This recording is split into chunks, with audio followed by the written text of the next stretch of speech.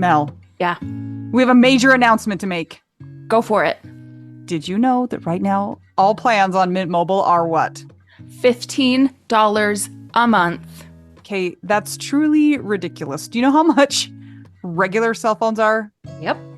$1 bazillion a month. 15 is less than that. New customers get 3 months of unlimited premium wireless for $15 a month if you sign up right now. And guess what? I use it. I love it. I've used it all over the country, all over the world, and it's great. And if you're wondering about phones, they have those available as well, or you can just port your own number and your current phone over to Mint Mobile. They make it so easy. So if people are interested in trying out Mint Mobile, how can they go about doing that? Go to trymintmobile.com/WWDN. And you know, it's interesting. When my dad died, we actually put his phone on a Mint Mobile plan because it kept his number going, but it was $15 a month. So there you go. And there's different storage plans, but you might as well just get the unlimited because it's $15 a month. Absolutely. All right, go try it today. That's trymintmobile.com/WWDN.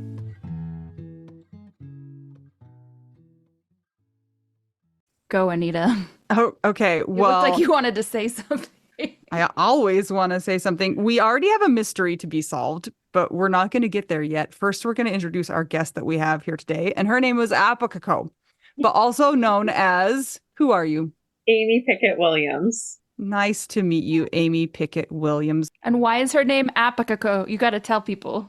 Just, that was the name that popped up on our Zoom. For her screen name. Yeah, her screen name. Thanks, Mel, for what it was. And I was like, that's a new one.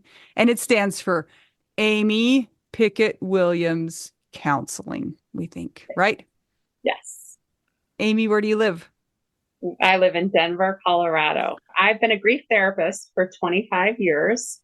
My heart song is actually working with families who have experienced the death of a child, but it's morphed over the many, many years to working with many, many different types of grief and loss. Throughout that time, in that 25 years, I started to learn so much more about how, even though I was trained as a talk therapist, really what we need to do is work with our body and our grief, because we hold grief and we hold trauma in our bodies.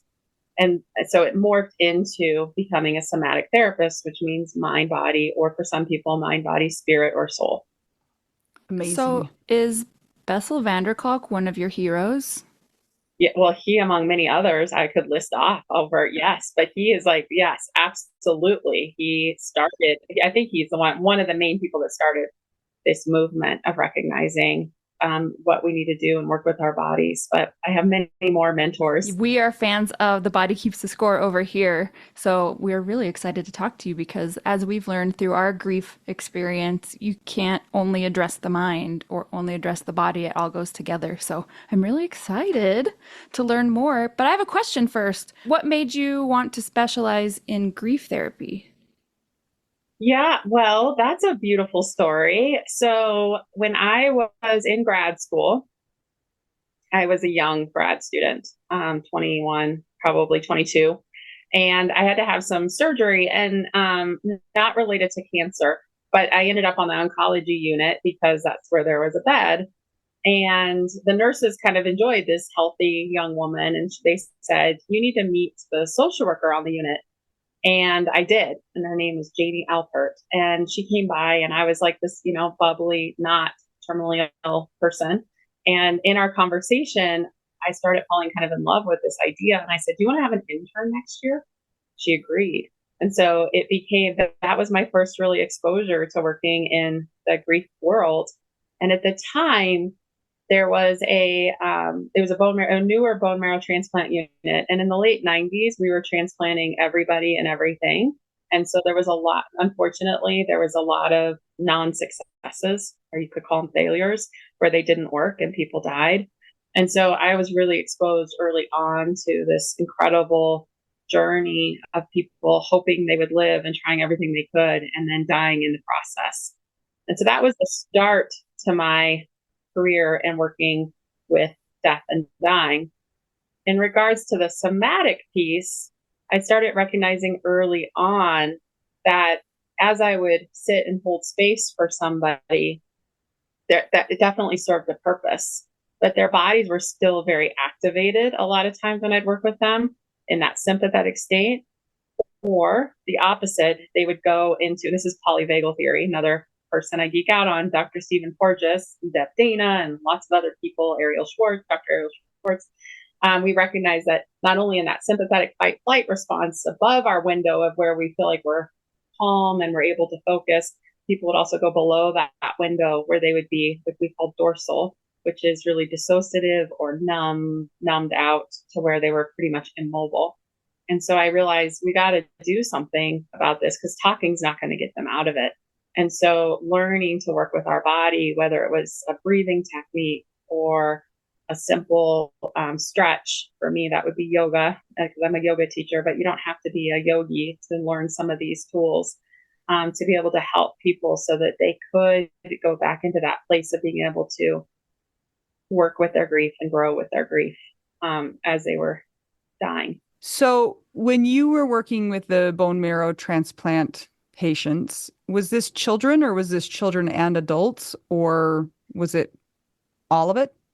Good question. So my internship year in grad school was adults. So the youngest was 18. And then I morphed into pediatric oncology for a number of years where I worked with kids. I've worked with all ages. Were you dealing mostly with the family members, or were you also dealing with the patient themselves? Because they go through similar things, but also they have a completely different experience at the same time.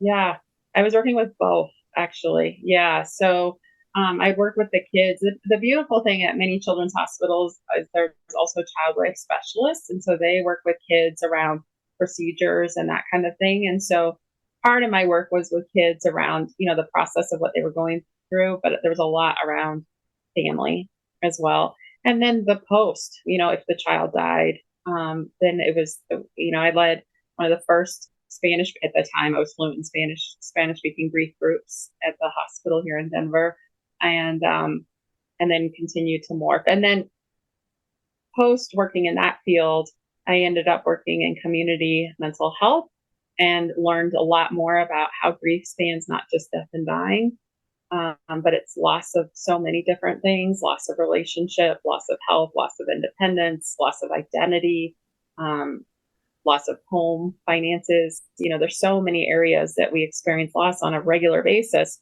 And then I started a private practice in therapy in 2005. And in this path, I started recognizing I needed to understand more about how to work with our body. And so then I started incorporating more of the somatic pieces to it, became a yoga teacher, and took lots and lots of different classes. And now I would say most of my practice, well, all of my practice, I incorporate somatics. Most of my clients really appreciate it. I was actually talking to a friend about this the other day, and the friend is going through a series of losses that are not death, but death of relationships, secondary losses, things like that. And so we were talking about grief and how so much of healing is mind and body working together. And I was telling my friend, and I've said this on our podcast before, that I grew up doing a lot of sports. And so I never thought of yoga as something that I could even sit through to do. And it's not necessarily something that I would choose to do if I want to have a workout. But obviously, in this sense, we're talking about healing. And I'm wondering if you can explain to us, because you've used a couple of terms, sympathetic and some heightened states. Anita is a medical worker, and I am a musician, but I know what that is just from reading from Body Keeps the Score and some other things. And it was really mind-opening to me when I learned what the responses of the body are, as far as like the polyvagal stuff and what yoga can do. And it's like, okay, if you're thinking of it as like, well, I just have to go exercise. Yeah, I mean, it can help you, but it's like there's deeper levels beyond that. Will you explain to our listeners, because we all have widow brain too, because we're all grieving and kind of forgetful, sympathetic responses, parasympathetic, vagal. What do those terms mean? Good question. So I'm going to back up a little bit, actually, and talk about our window of tolerance, which is a term that Dr. Dan Siegel coined many years ago, and then Stephen Porges early added to it. And the window of tolerance, if you think of it as like this place of calm where we can function, our prefrontal cortex, our thinking brain is functioning, life is pretty okay. That window is called ventral vagal in polyvagal theory, but it's also in yoga terms is known as sattva, the kind of blissful state. And for people that don't know those terms at all, it's when we feel like, okay, we're doing all right, we're doing our life, right? And then something horrible happens, or even not horrible, but let's say we're being chased by a wasp, right? Our body is going to go to that sympathetic state outside the window, above the window, to that fight flight. We're going to run away from that wasp. At least I will. Maybe not everybody, but I will, right? But also when we experience something more tragic, right? An unexpected call that someone's been hurt or dies, we can also go to that fight flight response where our bodies are just super activated. Our nervous system is super activated. Now, what I was speaking to just a moment ago, though, what Stephen Porges added, which I think is really important, is we can also go below that window to that dorsal phase. That dorsal phase is that immobilization. Some people might put freeze below that stage where we freeze our bodies, but I think freeze can also be in that upper sympathetic state where we can freeze in tension because of what's happened. Immobilization is more where our bodies just don't want to function. It's like when we don't want to get out of bed, we want to pull the covers over, we want to hide in a closet. And all of us go through different times of that in our lives, right? But especially when we experience the loss of someone that's very, very close to us. And so the idea of somatics and polyvagal theory is twofold. One is, how do we get back into that window where we can function in society? Because most of us do have to function even when we've experienced intense loss. And so somatic-based tools can help us get back into that window. And just as importantly, when I start seeing a client, many times a client will come in to start seeing me, and their size of their window may be the size of those tiny attic windows, right? They're super, super tiny. So they're going outside that window all the time. And they're going to that sympathetic fight, flight, freeze response. They're going to that dorsal immobilization state. And so part of our goal and part of the reason why yoga can be so helpful in a regular somatic type exercise, somatic movement program is we can learn how to grow our window. So maybe it'll eventually get to that place of a sliding glass door so that when we do have those roller coasters, they may still be in that window and not popping out and above and below at all times. That helpful? I like that visual of a sliding glass door because I think so much of our brains, we think in kind of clear-cut terms, and grief doesn't go that way, life doesn't go that way, and that's something that really resounds. So what are some things that you help your clients with, or can you give us some examples of what that might be in addition to yoga?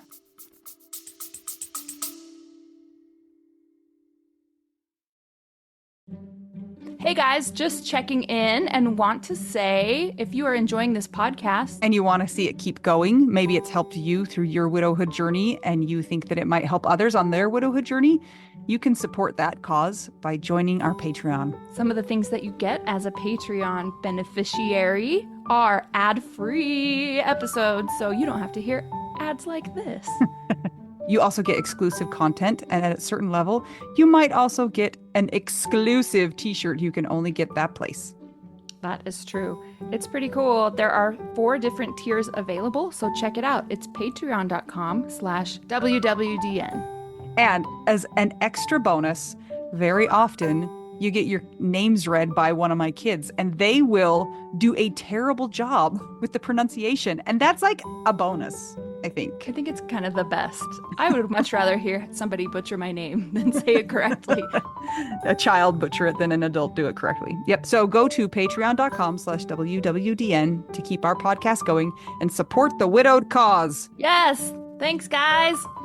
Back to our regularly scheduled program.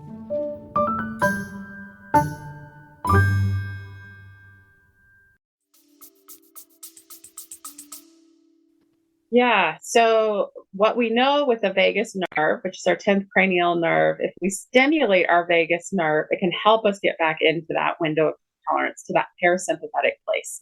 Which is so wild. Who invented that? I don't get it. Sorry. I just had to interrupt because it's just weird. Sorry. Keep going. Also, Yeah. I went vagal once at an appointment, and Anita laughed at me because she's like, "I know what's happening. Just thought you." That was a vasovagal. That was a different Oh, it's the situation. different. Okay, so wait, is the vagus nerve different than vasovagal? No. What are you talking about? Go This ahead, is now a Anita. Go medical. ahead. This is a medical podcast now. Okay. The vagus nerve also has some influence over your blood pressure. And so if you go vasovagal, it means for whatever reason, your vagus nerve went and it's not controlling your blood pressure. And so you have a sudden drop in blood pressure and you pass out. Okay, so that's what happened to me when you were laughing at me Correct. and filming me. Thank you. I So got you to a safe play first and then I took a picture. it was so But- funny. But So vagal is, and you said 10th cranial. What does that mean? It's a good question. I want to stop for a quick second though. I think this is important. How you probably got back to a place where you were okay is Anita probably coached you or you coached yourself to practicing some breathing techniques. no, You actually I just no? laid her down. She Put her literally feet up. put me on a chair and laughed at me. And I heard her, but I couldn't move. And she did a better job than the people at the clinic. She's like, "Don't worry, I do this all the time. She'll be fine." I just laid her down and Oh put yeah, her feet up. That's all. She filmed me for content. But if she were a nice, compassionate friend, Amy, what would she have done? well, laying you down to be safe was the number one thing to do. And as a medical provider, that's what she was taught to do. And I fully agree with her what she did. In that See? sense. She probably And- doesn't agree with the videotaping, but it doesn't matter. It's okay. It was funny. I'm sorry that you experienced that. My guess is though your body was able to get to that place where starting to breathe to get back more to that regulated state. Because my guess is you weren't you got to a point where you either weren't panicking or you were going but you finally were getting to that place of So, Amy, 10th cranial, huh? What? cranial nerve. And what we know is it's a very large nerve. And it runs from basically our brainstem down to our low torso.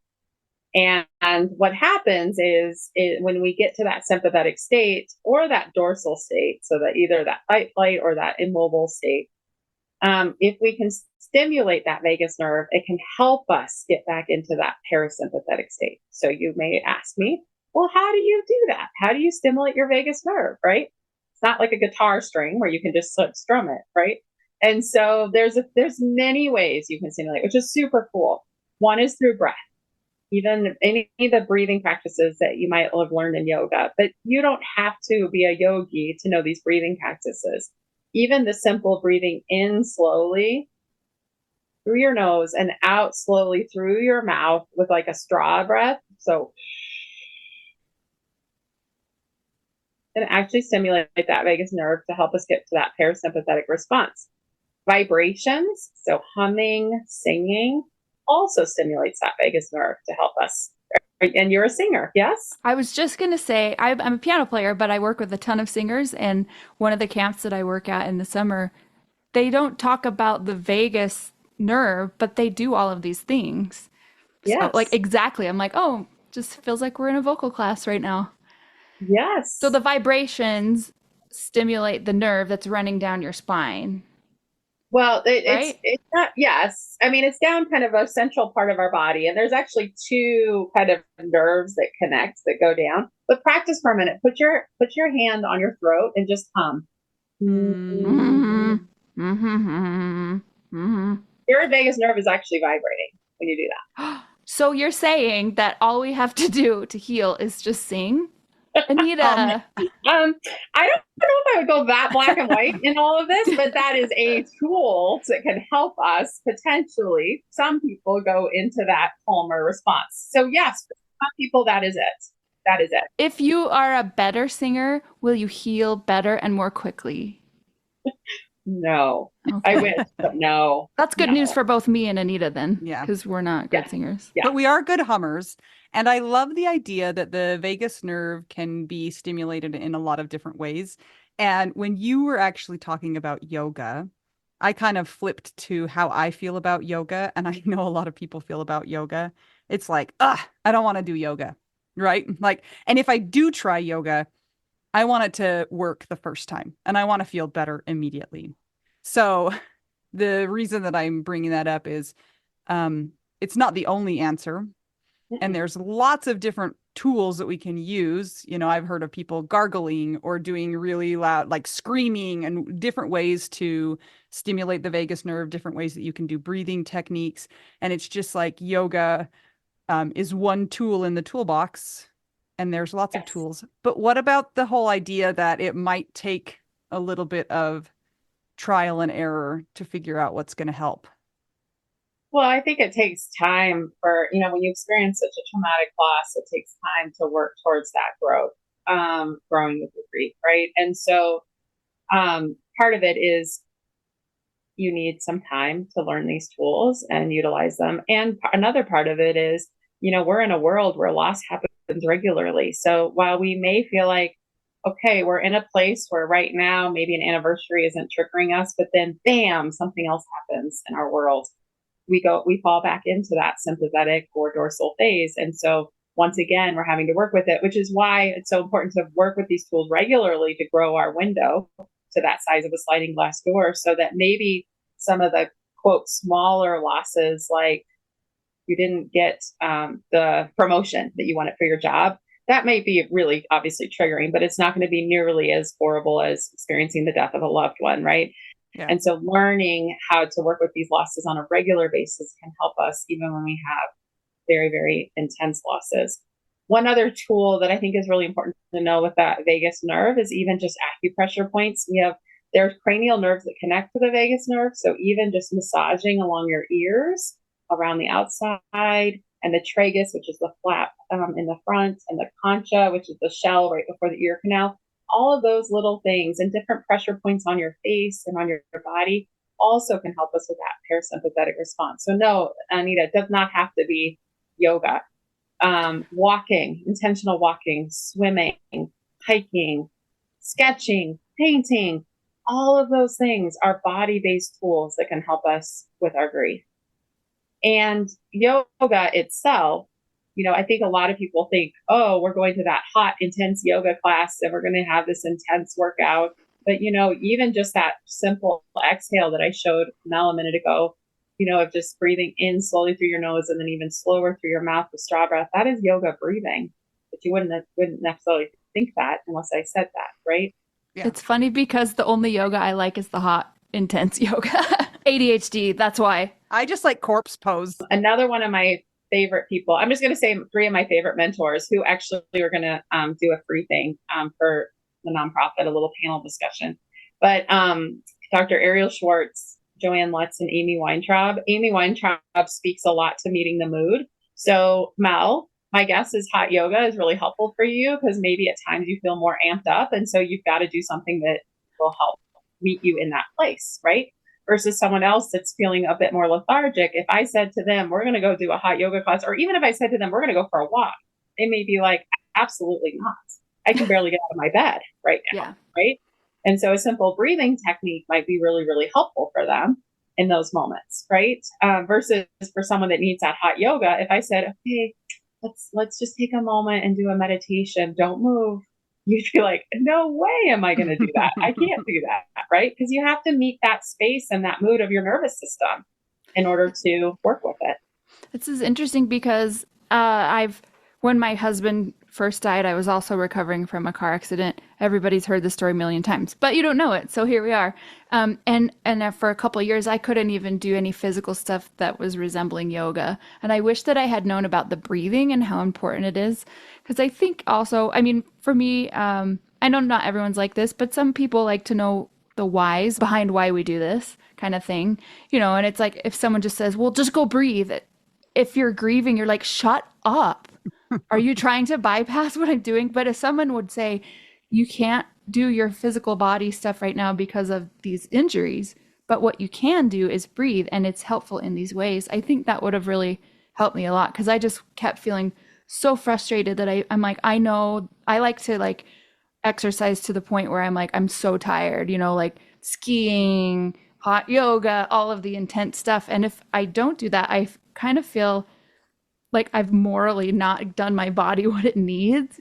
And so I like the meeting of the mood thing, because as humans, we're never going to be all amped all the time, hopefully, and all dorsal all the time. Maybe we have periods of time where we are, but that's a really helpful thing to keep in mind. Yeah. And you bring up a good point about all the time. I think if there is one piece that my clients have said that's meant the most to them when they're working with me, is a tool. I didn't know where this came from, but I now know it's Dr. Jill Bolt Taylor. She talked about 90 seconds. And when we experience such intense grief and we need to feel those feelings, it lasts typically in our brain and our bodies about 90 seconds, and then it dissipates. That's not to say that it's not going to come back like a tsunami wave, right? But I think that clients over and over again have come back to me over the years and said that was the one thing I held on to, because when I realized when I was just in this intense pain that my husband had died, or my child had died, or my sibling had died, it lasted intensely for about 90 seconds, and then I had a break. And Viktor Frankl talks about that. I can never quote him perfectly, but he talks about between the stimulus and the response is our freedom, and it's our place of growth. And so in those tsunami waves, we can have that brief moment before the next one comes where we can learn these tools and grow. Yeah.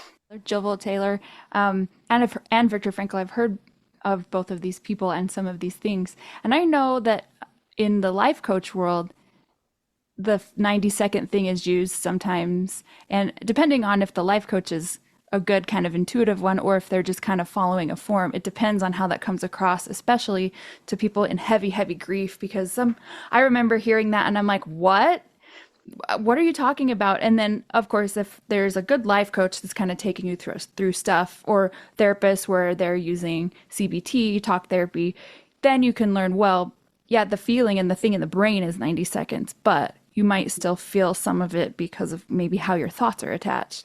Mm-hmm. And so is that what you have found?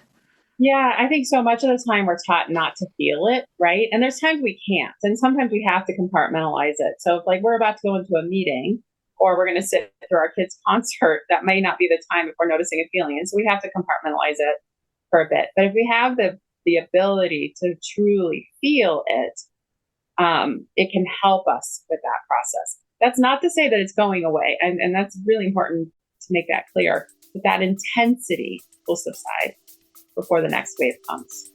Interesting.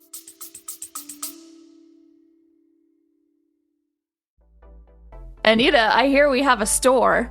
Oh, we sure do. We've actually had it for quite a while. It's called the Snarky Grief Shop, and it's where you will find all of our best grief merch. That is, yes, a little snarky.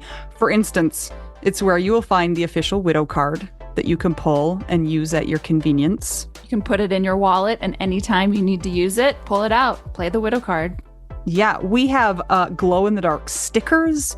We have shirts that say, "Be nice, my husband is dead." We also have the ones that are not quite as jarring, so that you can wear them out in public and not feel weird. But sometimes you need that shirt. I wear my "Be nice, my husband is dead" to bed because I'm a little scared to go in public with it. But you've worn it on airplanes before with your kids. Yeah, every time we go to the airport, I wear that shirt because I'm just like, listen, I got to get all these kids through security. Just be nice to me. Thank you so much. And it's worked for the most part.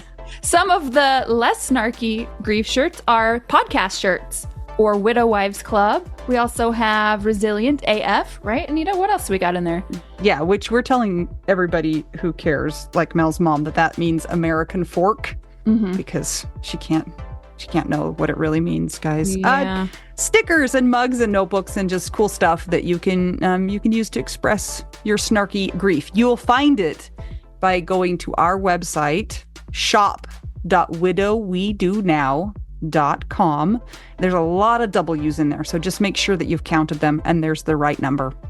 We will link to that in the show notes, and it's also in our app, which you can get from the App Store. Can people get it from our regular website too?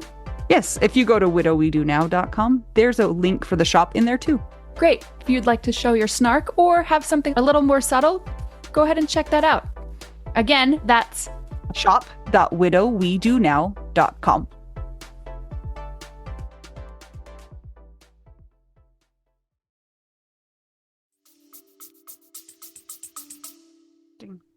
So I'm going to take a little left turn here because I need to solve the mystery that I thought you were about to. Yeah, I felt it. before we started recording, I said to the group here that I had prickles. Is that the right word? Spikes in my fingers because for whatever reason I decided I needed to go harvest some prickly pears right before we recorded today. And so I'm kind of picking at my hands. And Amy said, "Oh, that's why my whole nonprofit started." And I was like, "Excuse me, what?" And so now we need to understand and hear the story of why cactuses are important to your story. Yes. Yes. Well, it's the whole reason why our nonprofit formed. So it's an incredible story. And I'll start back with the beginning. You said, who are you and what do you do? So as I shared, I've been a grief therapist for 25 years, but we're going backwards, right? And, but my dad was, keyword was, an attorney, and he spoke nationally actually on, he's a school attorney, education law. And he spoke nationally on mandated reporting. So making sure kids were safe and we needed to report if they weren't. He spoke nationally on preventing school violence. And his last big hurrah before he died was to ensure transgender youth had safe places to use public bathrooms in schools. So during my time as a grief therapist, he always said to me, "Amy, you should speak to your work in the deaf and dying world, in the grief and loss." And I always said, "Dad, I'm a therapist. I'm an introvert. I really enjoy my one-on-one time with clients." And yet my dad, he would speak nationally on this, but he was known as the gentle giant. He stood 6'5", and he was also a very humble attorney. Yeah. And so I always was really awe-inspired by him because he was the furthest from a narcissist, right? But he was very known in his field, and he made a huge difference in this world. But again, I always said, "Dad, this is not my thing." Well, fast forward. During COVID, we had to stay home longer than most because my youngest son had some major health issues, and we had to wait till he was vaccinated for him to go back to school. So my parents were really integral parts in helping us with our kids as my husband and I worked. And unfortunately, we were on a camping trip, and my parents went to return their RV, and there was a big gust of wind, which we don't get really horrible windstorms in Colorado, but we do once in a while.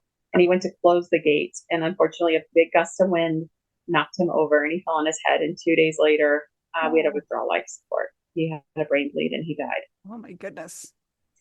So we had to spend, obviously we spent a lot of time in our own grief world, an unexpected thing. And my kids really, really struggled, especially my oldest, who was my dad was his hero and mentor. And there gradually came a point where life began to get back to normal. My kids were back at school, thank goodness. I know I'm not a good homeschooling parent. Some people are, but I'm not. Me neither. And so we got to a place where my husband and I finally got a weekend away. And it was actually my birthday last March, a little over a year ago. And we went to Ojo Caliente, which is these hot springs outside Taos, New Mexico. And he and I both really like hiking. He's really into very intense hiking. And so we got to the hot springs, and after a while, he said, "Let's go for this hike." And we've heard there was this beautiful mica mine up on top of this mesa, really close to the hot springs. So we were hiking up there, and on the way up there, I said, "This is going to be really steep going down." And my legs weren't fully formed right. I was actually in physical therapy a lot as a child because of them. And so sometimes my balance can be a little bit off. So my husband said, once we got up to the mica mine and we saw the beautiful, it looked like shimmering diamonds, and we were crunching on the ground, and it was time to turn around and go back. And I commented to my husband that it was going to be a hard hike down because it was really steep on this mesa. And my husband said, "Well, maybe I'll lead." And I said, "You will not lead. It's my birthday. I'm leading this hike." And so about a third of the way down, there was this beautiful juniper tree that was starting out in the rocks. And I held on to it to help me down. And I commented to my husband, being the vegan and hippie that I am, I said, "I know this tree has helped a lot of people." And I hugged the tree. And my husband, not being a vegan and a hippie, was like, "Yeah, I'm sure that tree has helped a lot of people." And then he said, "Do you want me to lead the rest of the way?" And I said, "No, I'm leading. This is my birthday." So we go down the last section, getting to our connection in just a second. The last section was this very, very steep part. And one more time, my husband said, "Do you want me to lead and you can hold on to me?" And I said, "No, it's my birthday." And so I started down and I tripped and I fell 40 feet. I ended up with 600 cactus spines in my body. Oh no. Oh, It makes your little finger ones be like, "That's not so bad." No. 600? Over 600, yes. And I had a fractured tibia. Oh. And the only thing I remember about the fall is at one point hitting my head and saying to myself, "Oh my God, I don't want to die like my dad." Oh yeah. Well, miraculously, I stopped, but I shouldn't have stopped. I should have fallen 100 feet, and I really, in all cases, should be dead. But you can only guess what stopped me. The cactus needles. No. No, juniper tree. No, the juniper tree. Another one. Oh, another juniper tree. Okay. Yes. I was thinking the cactus needles were like causing friction to slow you down. That would have been I wish. cool. No, too. I think they just were like, "Oh, we are really getting this woman." So fast, we rushed to the hospital. I was terrified I had a brain bleed like how my dad died. The good news is I did not. They said, "You will be pulling cactus spines out for the next year of your life." And by the way, sure enough, we were. And they said, "You're going to need to go back to Denver to check your leg. You obviously have a fracture, but you can get back to Denver." And my husband went to get the car, and I went to the waiting room. And when he came to get me, because he had the car, I didn't go out. Well, I didn't go out because I fully passed out again. So he comes in. He's terrified now. He thinks his wife has now died twice because I'm fully passed out. My eyes are totally dilated. They readmit me to the hospital. They said maybe she has a belly bleed. And they checked my belly. I did not have a bleed, but it turned out I had a mass. They said, "You need to go back to Denver." I went back to Denver. We did some scans. It turns out I had cancer. Some people may say the cactus discovered it. I'd rather think of it as my spirit tree, the juniper tree, discovered it. So in my recovery, after surgery and recovery last summer, my dad's voice came back and over again. And he said, "Amy, this is your time to teach to the work you've done for 25 years. It's your time." And I actually had time to listen because I was recovering. And so in September, exactly right now, a year ago, and September is significant, and I'll explain it in just a second. I am a group of volunteers, and I put together this beautiful event on the solstice, which was December 21st. I offered a talk on somatic healing, and then we brought in as many faith representatives from all religions together as possible. Now, the reason why September is significant is that if you'll recall, October of last year was when the horror of the world hit with Gaza and Israel. So we asked these faith representatives in September, and then the world took a turn like it has many, many times before, in tragedy and death and horror, right? But the beautiful thing is we had Muslim representatives, and we had rabbis, and we had Native American, and we had Christian, and we had Buddhists, and we had Hindus all come together. And we had this beautiful event on the solstice. We had about 200 people in person and about 500 people virtually. Our goal is to make it thousands this year. So it will be a repeat. To stand in solidarity for all people in all types of grief, which formed our 4 goals. One was to remind people they're not alone in their grief, to teach these somatic-based tools to support integration and finding purpose, to connect with other resources of people that support others in grief, and to stand in solidarity for all people in all types of grief. And it was a beautiful event. And about 2 weeks after, my dad's voice came back to me and said, "You're not done." And so then over this last winter, a group of volunteers, we're all volunteers, we formed this nonprofit with those 4 goals in mind. And those 4 goals have led to us starting to teach classes, trainings, which are dropping in October, our repeat solstice events, workshops, a grief retreat that we're doing in November here in Colorado. And our goal is to have a social justice lens, which means that if people, want to learn more about these trainings, they learn them. They learn about the somatic piece. So maybe they're a yoga teacher, maybe they're a mental health provider, maybe they're an art teacher, maybe they like to walk. They can learn these tools and then start providing classes anywhere where they live, including outside this country. And so, for example, if we have a teacher in Africa that says, I really want to bring this to my light to my community, our hope is they learn these tools and they morph it to what fits in their culture and then in their community. And our hope is we can work towards growing with our own grief, which can work towards hopefully supporting our world and humanity with what all people are experiencing right now, because our world is grieving, I think, more so than it ever has. I think you kind of just hit something inside of me, just thinking of, we get trapped in our own bubble of grief sometimes, and Mel and I might have extended our bubble of grief to the widows, of the world in our area, but there are so many people throughout the whole world who are suffering in ways that we can't even understand. And sometimes when you kind of poke your head out of your own grief to see, the needs of others, it's a little bit humbling. What's the name of the nonprofit? It's called the Light Movement, and it stands for Love and Grief Held Together. So as you both know, love and grief always are together. And then the held together fits with the love and grief, but it also fits with we have to hold each other in our grief and in our loss. And so we're a movement, but we're also now a nonprofit. I just want to have an aside right here and tell you that many, many times we live in Utah, so we live by the mountains, and I trail run all the time.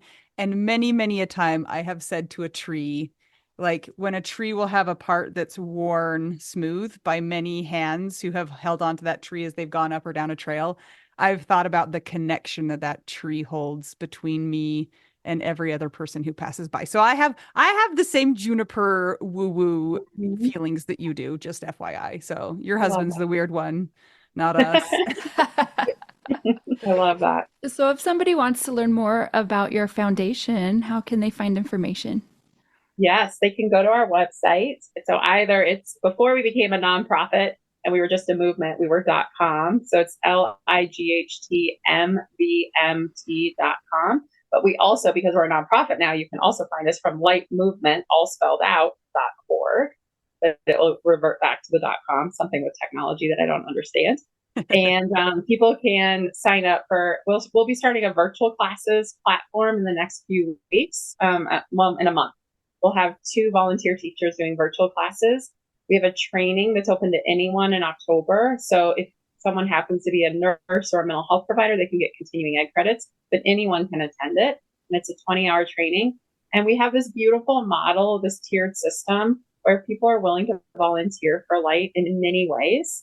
The tuition drops a lot because we really want to spread our message and our mission and our vision and our goal.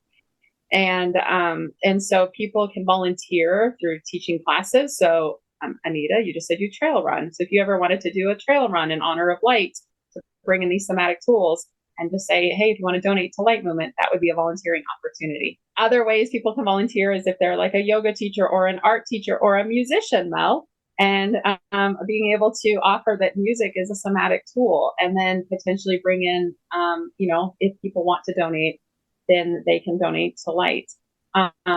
And other ways people can learn about us is through different workshops that we offer.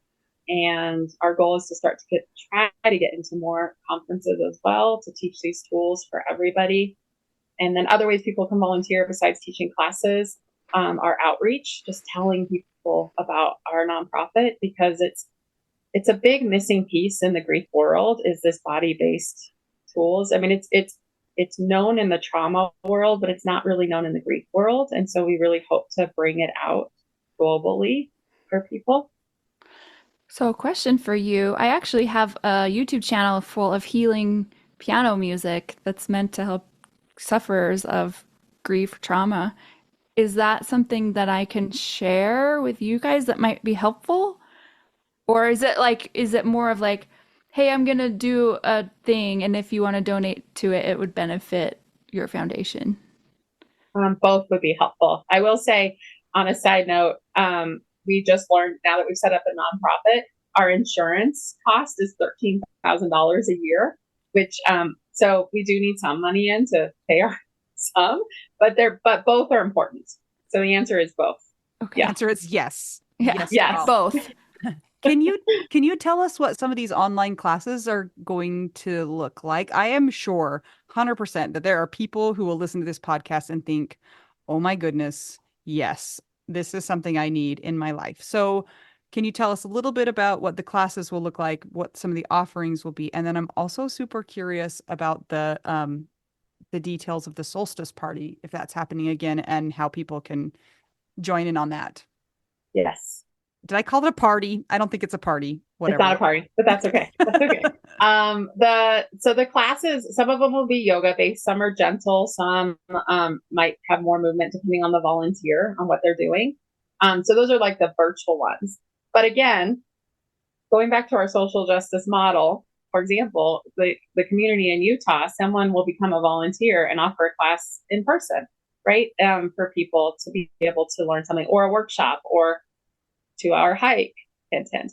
Any of those things, right? To be able to help people. But our classes online will be somatically based. We'll have a journaling class that'll be starting in a couple of weeks. So somatic work through journaling, the yoga, and our hope is to bring in many other different types of modalities, and also like a 5-minute tool each week. We'll start that one by the end of next week.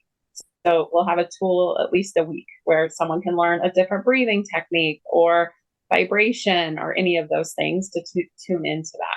And then the solstice event.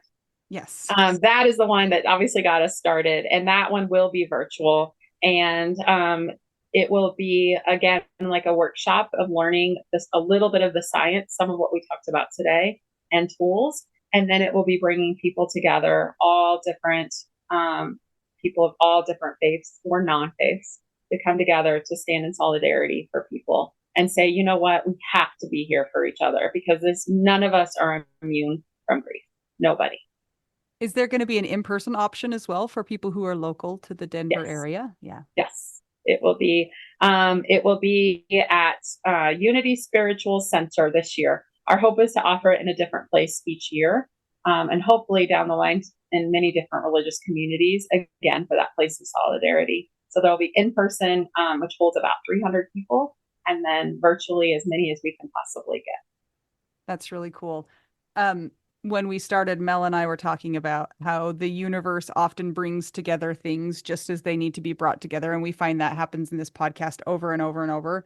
And so when we kind of found that connection about the cactus spines, we were like, oh, that's the universe telling us that this is the exact thing that we need to be bringing to our audience right now. And it's kind of a cool phenomenon that happens over and over again for us. So sorry you had to experience the 600 cactuses to make that, not cactuses, the 600 spines. I'm imagining, those dogs that come in contact with a porcupine, like, and they show the videos. That's what I'm imagining you looked like. Not a dog, but I'm just imagining that she looks like a porcupine. That's a lot of quills. Yeah. But I mean, spines, whatever they are.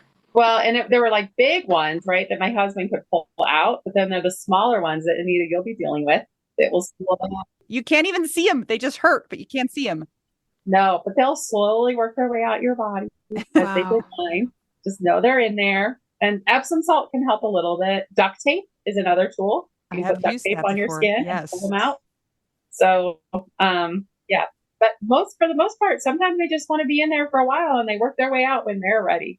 Which is also an analogy of grief. Yep. Totally. Your dad knew what the world needed in a metaphoric way that crosses all sorts of boundaries. So I just want to say, Amy, thank you. Because over and over and over, the people in our group and the people we talk to and ourselves have found that for the most part, the therapy and mental health community does not do grief the best. Like, it's not people aren't well educated in it, even in the mental health sphere. So thank you for specializing in that and taking that on, because it's not a comfortable place to go and to spend all of your time dealing with people who are just really in sad and suffering situations. So thank you. And thank you for bringing, trying to bring this to the world at large and to reach as many people as possible. I think that's an admirable goal. Thank you. Thank you. And Amy, we have one more question before we let you go. Really important. What is your favorite cheese? And if you're vegan, do you like vegan cheese? And if not, what do you do? I do. I like Rebel is the brand of cheese. Rebel? And Oh, Rebel. I've been to one of their stores in Austin. Oh, really? Oh, It's cool. unbelievable. I did not want to go, and my friends were like, "We're going here because everyone's vegan," and I was like, "Oh, barf." It was like better than real cheese. What? Spell it Rebel? Yeah, Rebel. Okay, Yeah. thanks. Just anything from that brand or a specific kind? I mean, I like all of them. I just had I think it was a habanero one. I think it was habanero. It was not that spicy, although I love spicy. Like if your question had been, what is your favorite food? It's anything like super spicy, like vindaloo. I mean, maybe it's partly my somatic experience, right? Of Yeah. like being able to really feel the heat. I love it. So, but yeah, that. And then if Rebel cheese is a little hard to get, even in Colorado, some stores will have it. But my other go-to is I like Miyokos. That's a vegan brand that's pretty much everywhere. Most of the Miyokos ones I like. So those would be. The beautiful thing though about vegan cheese is no, it is not as good as real cheese. I will totally own that. And every great once in a while I will slip because cheese is really good. Yeah. But it's gotten a lot better over the years. Yeah. And the Rebel is like, I was so shocked. It was really good. Awesome. Yeah. Well, thank you. Yeah. Amy, one more time, can you just remind us of the websites that people can find you at? And we'll include these in the show notes so that people can go look for them. Yes.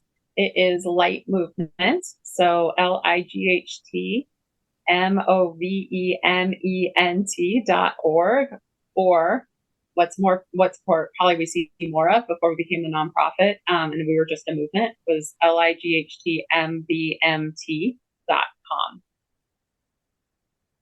And then all the tabs have our different offerings like trainings, workshops, the solstice event, classes, and the About Us story. And we're adding more blogs too as we go. And so actually that's another invitation, is that if people have utilized somatic tools that have helped them in their grief, they can contribute to our blog as well. That's really cool. I love that it's a movement. I love that you're trying to bring it to as many people as you can. So thank you so much for joining us today, Amy, and sharing your story and all the details. You. Thank you, everybody, for joining us today. Remember, if you want to keep the podcast going, check out our Patreon. It's patreon.com/WWDN. If you'd like to buy us tacos, go to buymeacoffee.com/widowwedonoww. And a nice 5-star rating and review always helps us to move up in the algorithm or whatever is happening there. It really does help us. Until we get to talk to you again, I'm Anita. I'm Mel. I'm Amy. And we are 2 young widows and a non-widow who is doing the good work. We're all just trying to figure out widow. We Do. now.